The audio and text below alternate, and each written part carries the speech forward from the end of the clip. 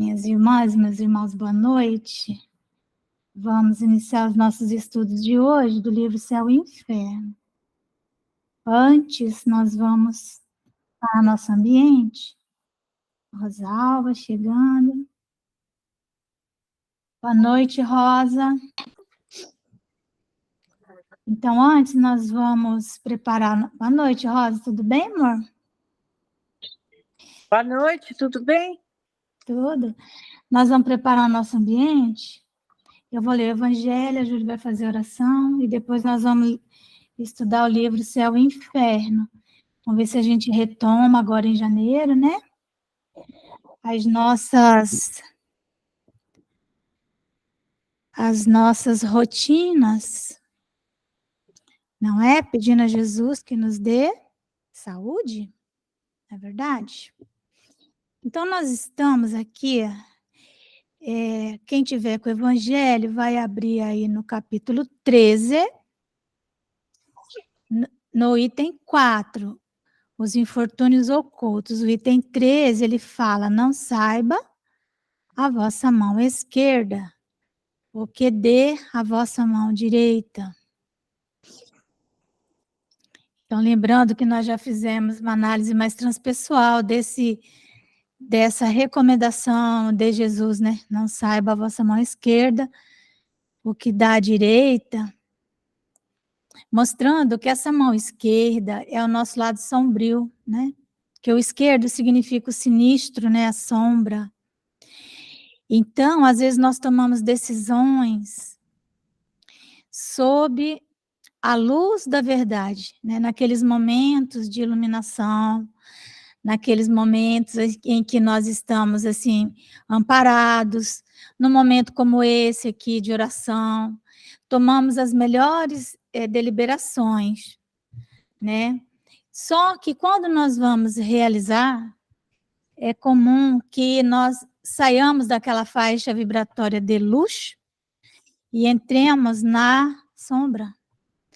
Então, nós não podemos dar esse tempo à sombra, porque nós temos que implementar rápido as nossas decisões que tenham ideais de nobreza, para que elas não fiquem sendo procrastinadas. O que a sombra deseja é apenas que nós deixemos para amanhã, né? Ou que encontremos justificativas para não fazer. Então, é isso.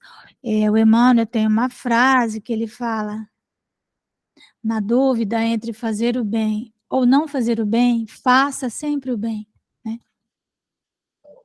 Então, às vezes, o bem, ele vai nos trazer um certo esforço, desconforto, às vezes vamos, enfim, mas se nós estivermos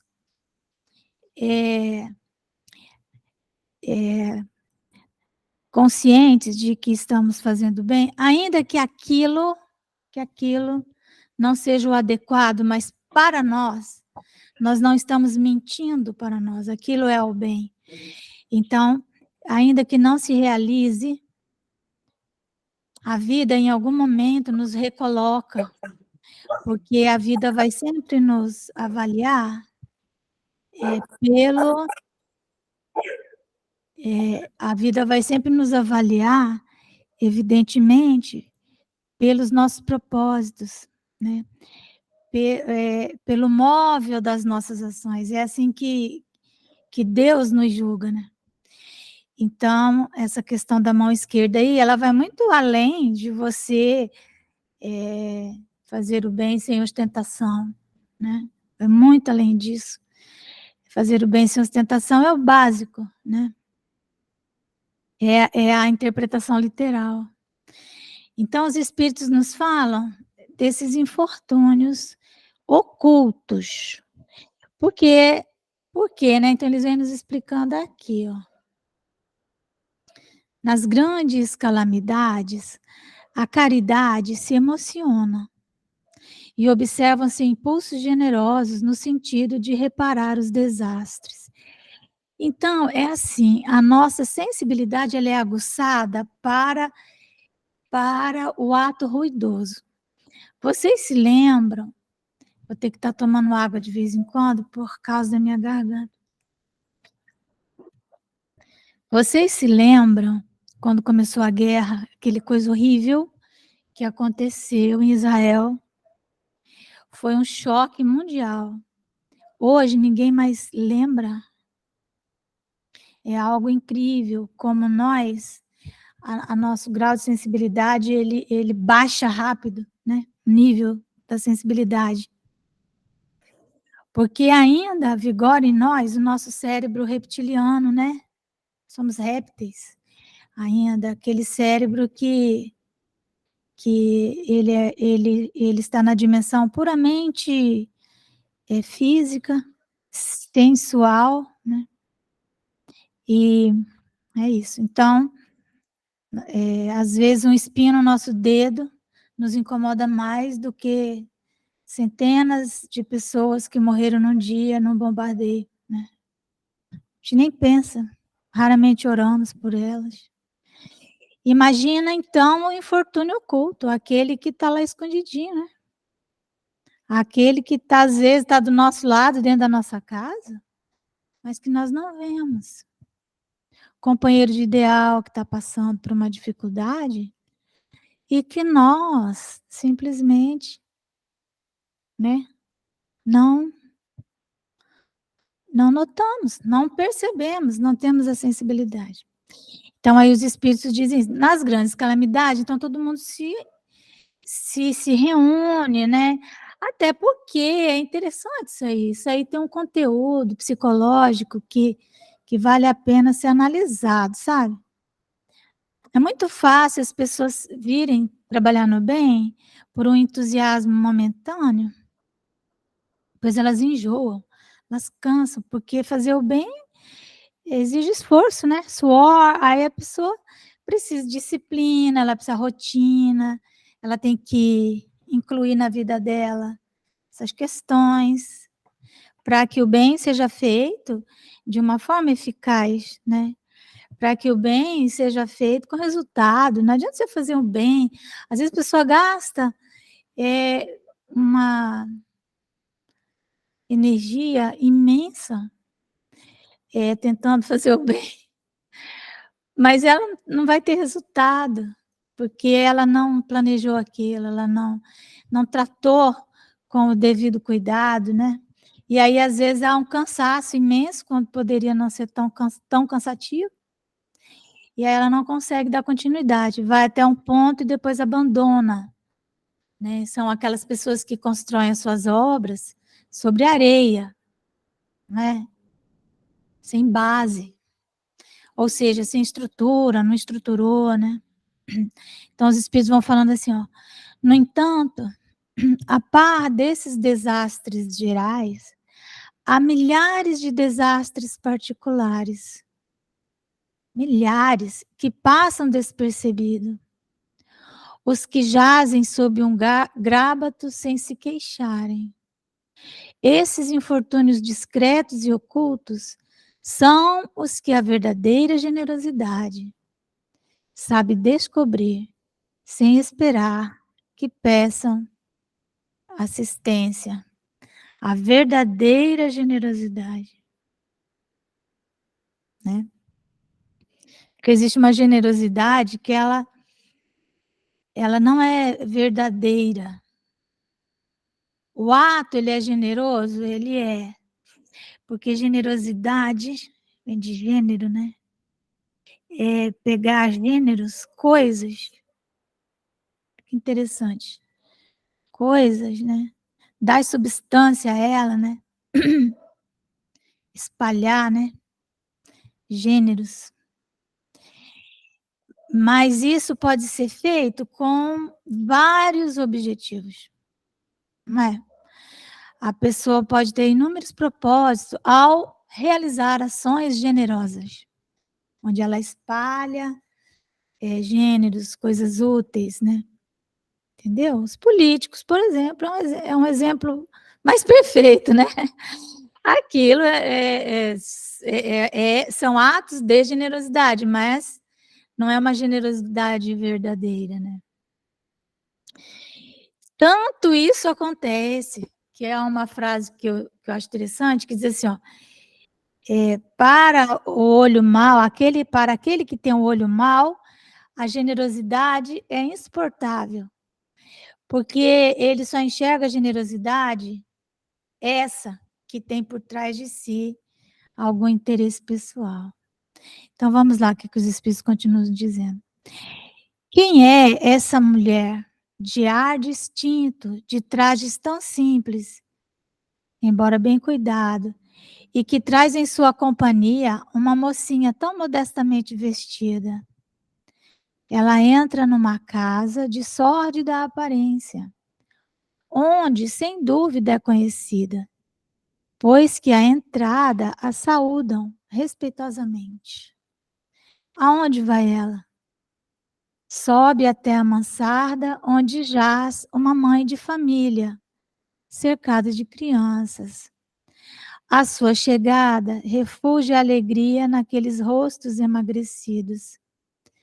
É que ela vai acalmar ali todas as dores. Traz o de que necessitam, condimentado de meigas e consoladoras palavras, que fazem os seus protegidos, que não são profissionais da mendicância, né, faz com que eles aceitem o benefício sem corar. Sem corar significa, né, sem sentir vergonha. Existe uma palavra, chama-se decoro. Decoro é uma... O decoro, ele é uma sensibilidade nossa, que está vinculada à nossa dignidade humana. Quando nós injuriamos uma pessoa, injuriar alguém é faltar-lhe com o decoro. É isso que está na lei.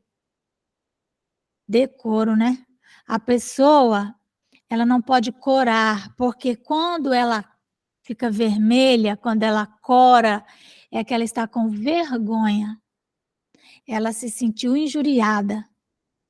Então, sem corar, né? Sem faltar com o decoro. É sem corar. Sem sentir aquela coisa que, às vezes, uma pessoa é grosseira com você em público e você fica corado, você fica vermelho. Eu, principalmente, que eu sou branca, quando eu fico corada, às vezes, né, começo a dar risada, ou começo a chorar, ou quando, sei lá, eu fico com vergonha, eu fico... Qualquer um vê, né? Então, olha assim, ó, o pai está no hospital, e enquanto lá permanece, a mãe não consegue, com o seu trabalho, prover as necessidades da família. Graças à Boa Senhora, aquelas crianças não mais sentirão frio e nem fome. Irão à escola agasalhadas, e para as menorzinhas, o leite não secará no seio que as amamenta. Se entre elas alguma adoece, não lhe repugnarão a ela, a boa dama, os cuidados materiais de que necessite. Dali vai ao hospital levar ao pai algum reconforto e tranquilizá-lo sobre a sorte da família. Olha que ela faz um trabalho bem completo, né? Ela está vestida de uma forma simples, ela leva a filha para orientar, né? Ela leva o suficiente, o necessário, não é? E depois, ainda por cima, ela vai ao hospital reconfortar aquele pai e tranquilizá-lo de que está tudo bem. No canto da rua, uma carruagem à espera. Vejam, né? Uma carruagem. Isso aqui nós estamos falando 1860, por aí.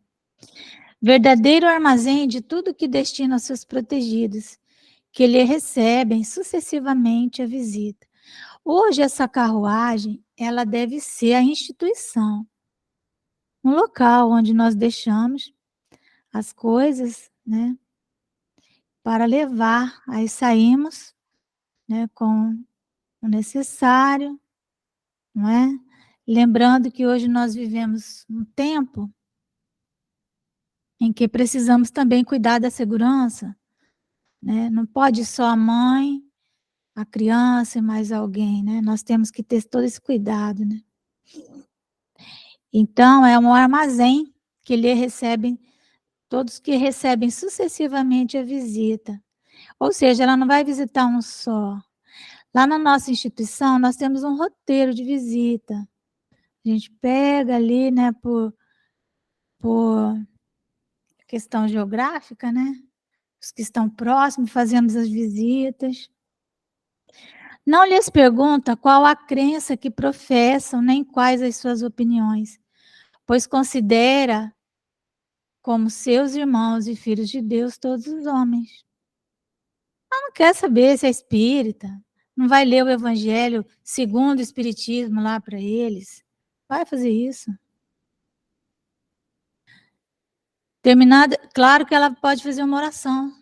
Sem dúvida, se a pessoa, às vezes a família pede, aí você faz oração.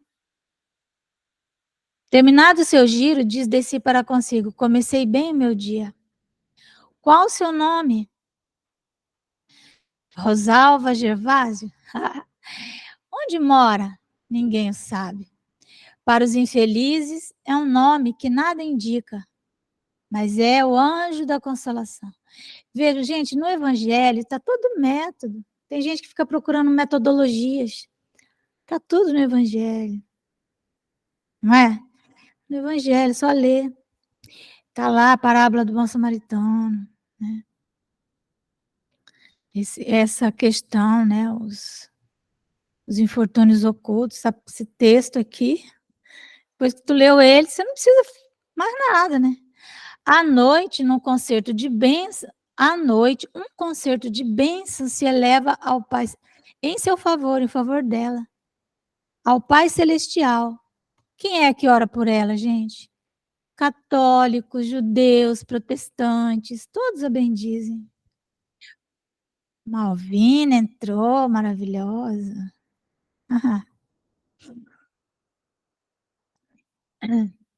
Oi, Malvina, bem-vinda, meu bem. Por que tão singelo traje? Por que ela está vestida de forma simples? Para não insultar a miséria com o seu luxo. Por que se faz acompanhar da filha? Para que aprenda como se deve praticar a beneficência. Não é? A ciência do benefício, né? Do bem. A mocinha também quer fazer a caridade. A mãe, porém, lhe diz: que podes dar, minha filha, quando nada tens de teu? Se eu te passar às mãos alguma coisa para que dês a outrem, qual será o teu mérito? Nesse caso, em realidade, serei eu quem faz a caridade. Que merecimento terias nisso? Não é justo. Quando visitamos doentes, tu me ajudas a tratá-los. Ora, dispensar cuidados é dar alguma coisa. Não te parece bastante isso? Nada mais simples. Aprende a fazer obras úteis. Eu acho interessante isso aqui, essa questão dessa palavra útil, né? Porque eu sempre repito que o bem, ele é a conjunção de 3 fatores, né? É o resultado de 3 fatores que tem que estar conjugado.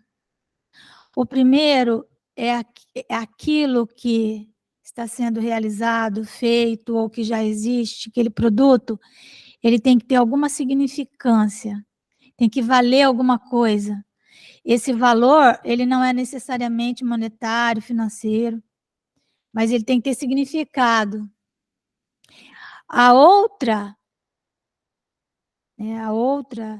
questão é que tem que ser, aquilo além de ter significado, aquilo tem que ser bom. Porém, bom, né? Só Deus, né? Diz Jesus. Para nós, o grau máximo da bondade é encontrar utilidade. Então, se uma coisa é útil, é porque ela é boa, certo? Então, ela é boa, ela é útil. Uma colher é uma coisa útil. E a terceira característica desse produto, desse serviço, desse resultado é que ele tem que estar em harmonia. Está harmônico. Veja, ela estava harmonizada, essa senhora, né, nesse ambiente, a roupa dela. Ela deixou a carruagem um pouco longe, não é? Ela estava no local adequado, não é? Fazendo a coisa adequada. Então, harmonia. A harmonia é o nome daquilo que é o belo, né? Então, o bem é isso, né? É algo que tem significância, portanto, ele é um bem no sentido de que ele tem um valor, o bem maiúsculo, né? Então, tem significância, ele é útil e ele é belo, está em harmonia, né? Então, ela diz assim, ó, aprende a fazer obras úteis e confeccionará roupas para essas criancinhas. Desse modo, darás alguma coisa que vem de ti. Olha só, aqui, né? A significância. É algo que tem que ter significância, porque senão não é um bem para a menina. Pode ser, igual nós falamos, pode ser um gênero que vai ser útil para alguém, mas para aquele que está fazendo não tem significância. Ele tem significância para quem está recebendo. Mas no caso do bem verdadeiro, ele tem que ter significância para ambas as partes. É assim que aquela mãe verdadeiramente cristã prepara a filha para a prática das virtudes que o Cristo ensinou. Então, o bem verdadeiro é uma virtude, né? Que tem que ter essas três qualidades. É espírita ela? Que importa? Isso não é importante. Em casa é a mulher do mundo, porque a sua posição o exige. Então, em casa, ela vai ter aquilo que ela vai estar harmonizada com o seu ambiente doméstico. Às vezes o marido dela é uma pessoa rica, é alguém postado na sociedade, às vezes ela tem que participar de eventos. Tem que estar condizente. É harmonia. Ignoram, porém, o que faz, porque ela não deseja outra aprovação além da de Deus e da sua consciência. Certo dia, no entanto, imprevista circunstância leva-lhe a uma de suas protegidas, leva-lhe à casa dela, uma de suas protegidas, que andava a vender trabalhos executados por suas mãos. Esta última, ao vê-la, reconheceu nela sua benfeitora. Silêncio, ordena-lhe a senhora, não o digas a ninguém. Falava assim Jesus. Olha a figura da sacoleira aqui, vocês viram? A figura da sacoleira, aquela pessoa que a gente às vezes tem um bazar e tal, e a gente então a gente, para a pessoa gerar renda, né? Distribuímos bens para a pessoa ir vender de casa em casa. Isso já é antigo, né? Então é esse nosso evangelho. Vou pedir para a Júlia fazer a nossa oração. Pode ser, Júlia? Claro. Então vamos lá. Fechar nossas horas. Agradecer, Senhor, por mais um dia. Que possamos pôr em prática o que vamos aprender hoje. Abençoe, Senhor, cada um de nós. Ilumine. Dê muita saúde a todos, principalmente a minha mãe. Proteja-nos. Abençoe aquelas pessoas enfermas que estão nos hospitais. Os moradores de ruas que não têm o que comer. As crianças também. Muito obrigado por tudo, Senhor. Que assim seja, graças a Deus. Que assim seja, graças a Deus. Muito bem. Nós vamos ler um pedaço, não muito, mas vamos ler, da primeira parte, capítulo 9, do livro Céu e Inferno, que nós voltamos a estudar. E é o item É 9. Estamos falando de deixa eu ver aqui, eu acho que está certo, porque às vezes eu erro e a Rosalva vai lá e fala que está errado. Origem da crença nos demônios. Você está com o céu e inferno aí, Rosa, para ver se é isso mesmo? Não? Então pronto, então vai ser isso mesmo. Então vamos lá. Origem da crença dos demônios. Então, evidentemente que esse livro, né, O Céu e o Inferno, ele vai falar disso, vai falar do céu, vai falar do purgatório, vai falar do inferno. E ele fala, no livro do Céu e Inferno, dessas crenças que permeiam a história da humanidade desde dos mitos, né? Os períodos mitológicos que vêm lá do paganismo, né? Onde nós, como que é que o homem buscava explicar essas questões, quando ele começou a viver uma vida mais psicológica, mais menos relacionada só com a matéria, quando ele começou a ver que talvez pudesse ter algo que transcendesse o próprio corpo, né? Então, ou que houvesse forças que ele não conseguia entender, forças que para ele eram sobrenaturais e que interferiam na vida dele, às vezes matando o grupo, às vezes gerando grandes problemas, às vezes ajudando.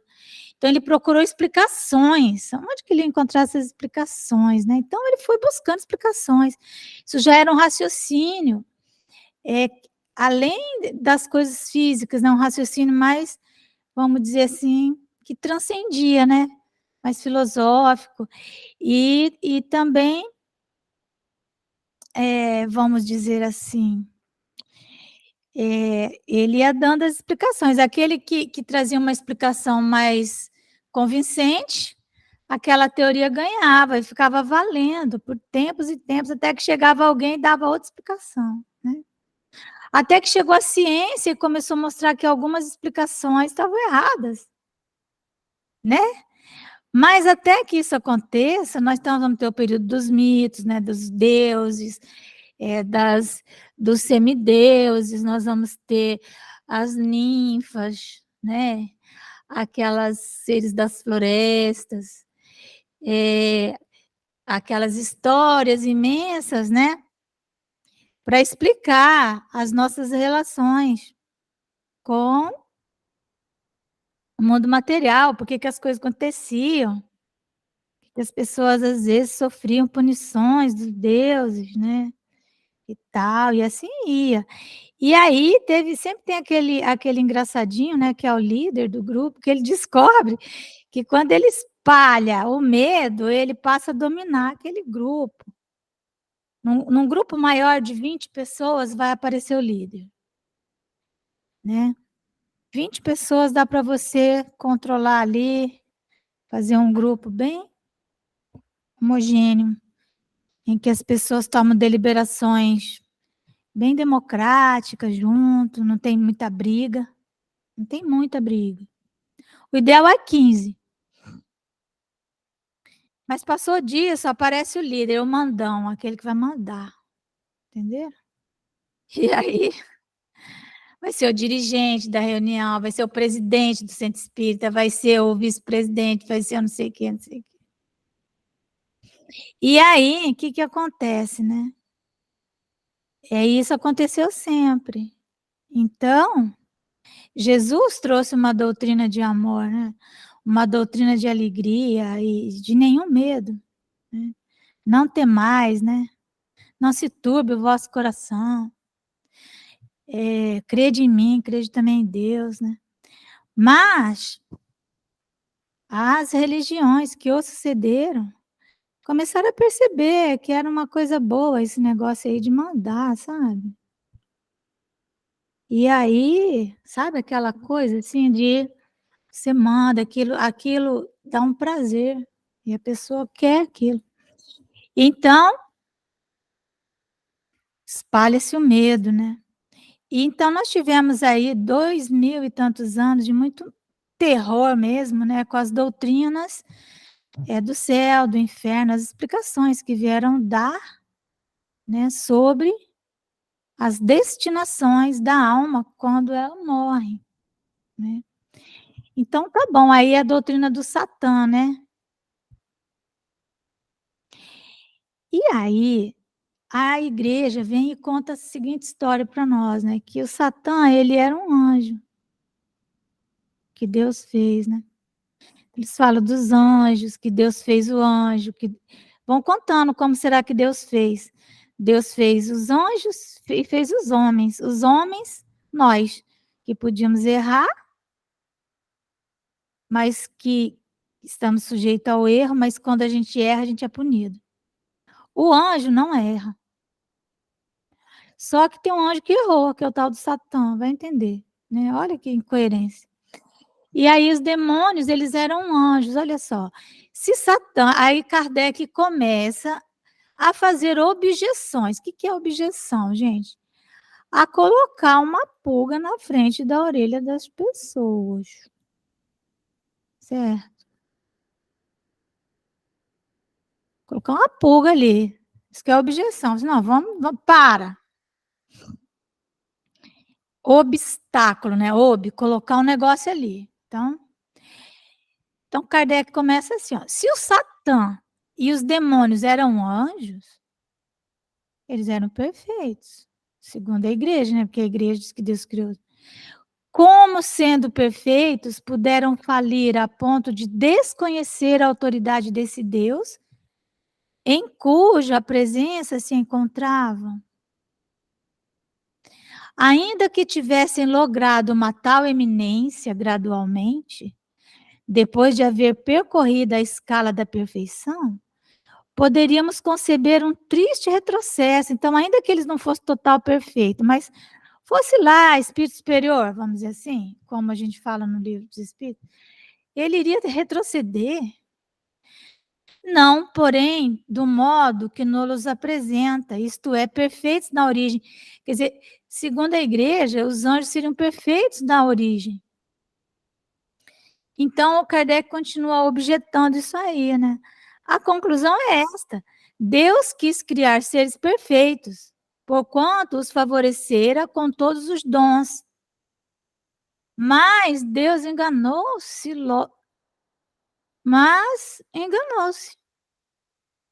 Deus se enganou. Uai, que Deus que é esse? Logo, segundo a igreja, Deus não é infalível. Vamos ver o que diz aqui o 51.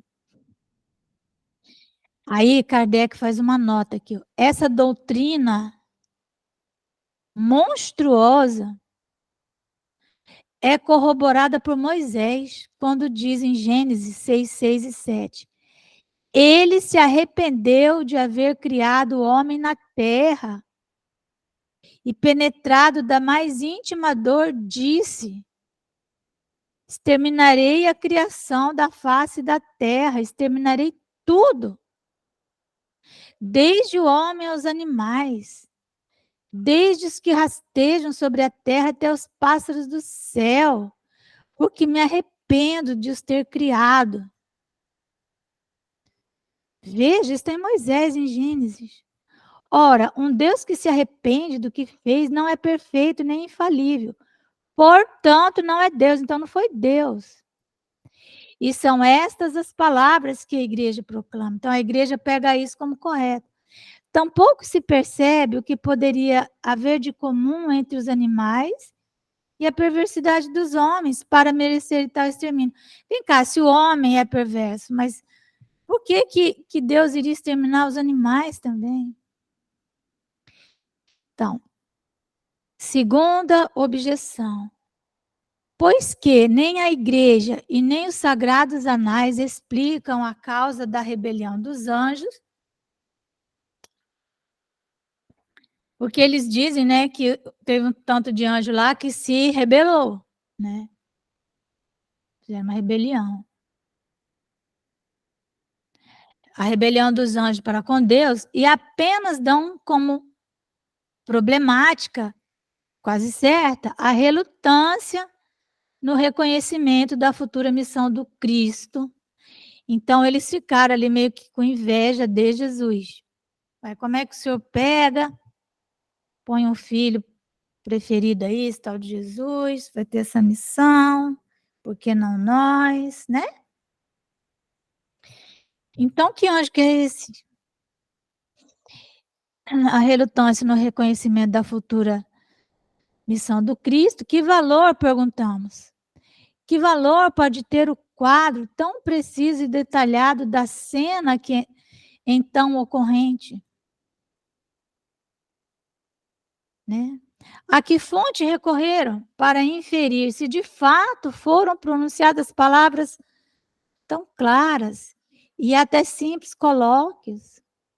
De duas uma, ou a cena é verdadeira ou não é. No primeiro caso, não havendo dúvida alguma, por que a igreja não resolve a questão? Se a igreja e a história se calam, se a coisa apenas parece certa, claro, não passa de hipótese.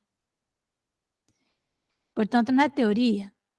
E a cena descritiva é mero fruto de imaginação. Vamos ver o que ele fala na nota 52. Na nota de Allan Kardec 52, sobre isso, ele fala assim, ó, encontra-se em Isaías 14:11 e seguintes. Teu orgulho foi precipitado nos infernos. Teu corpo morto baqueou por terra. Tua cama verterá podridão e vermes tua vestimenta.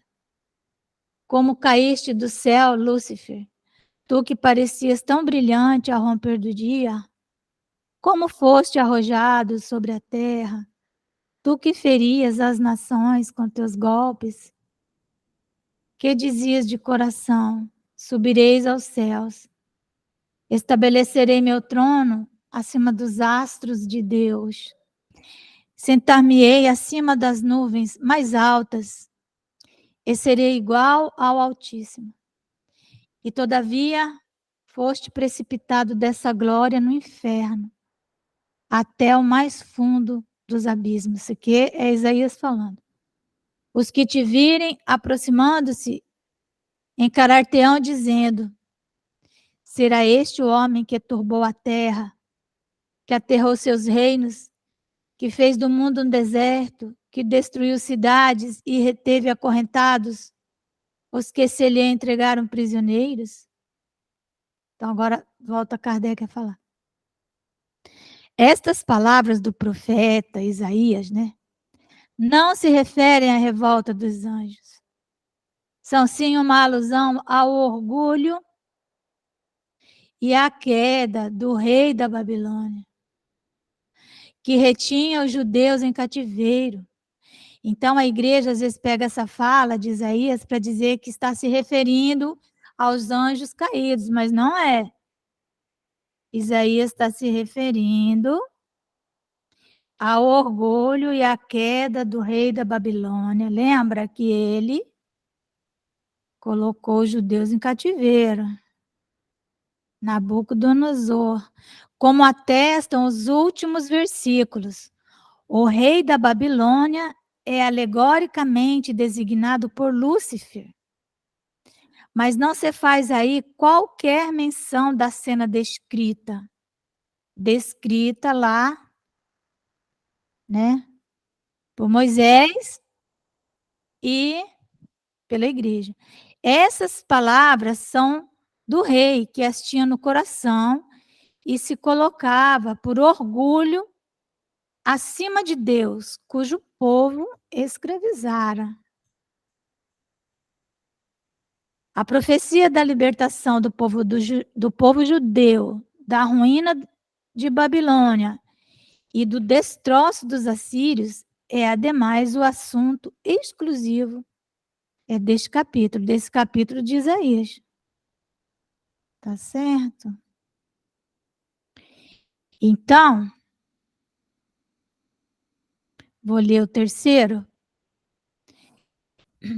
Tá bom?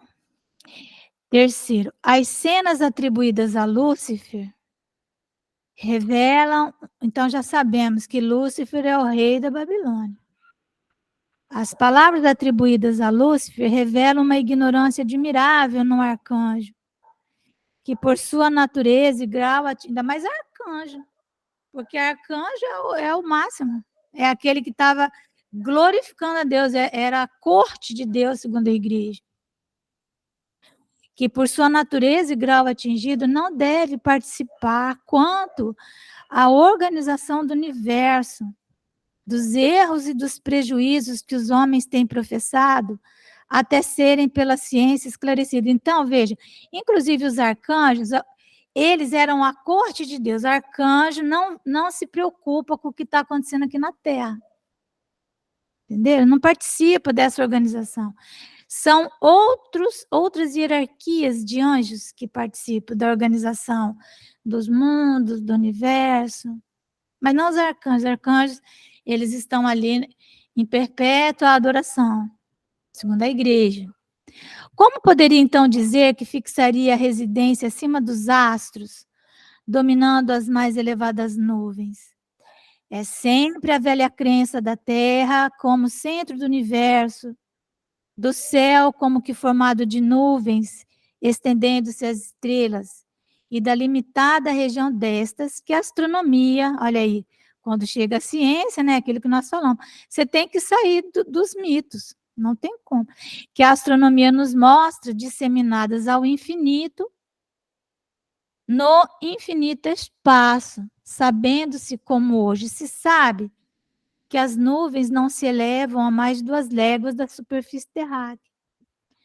E falando-se em dominá-las por mais alto, referindo-se a montanhas, preciso fora que a observação partisse da terra, sendo ela, de fato, a morada dos anjos.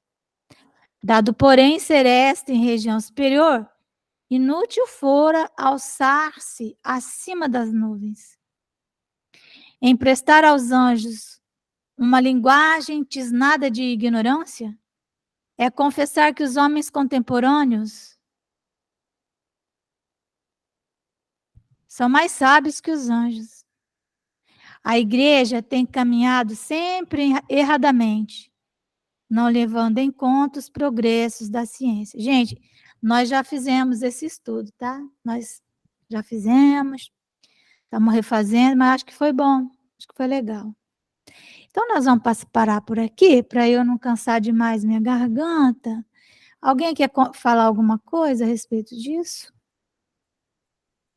Ixi, nós já passamos, sim, disso, e muito. Mas o importante é que nós, né? O importante é estar sempre relembrando, né? Acho que foi bom. Fazia tempo que a gente não estudava Gênesis, então é isso. Cada estudo que a gente faz é muito bom, né, Márcio? Né, amiga? A gente relembra. Mesmo, e a gente mesmo sempre... os que só ouvem. E a gente vê com outros olhos, né? A gente vê diferente, a gente amplia, né? A gente sempre tem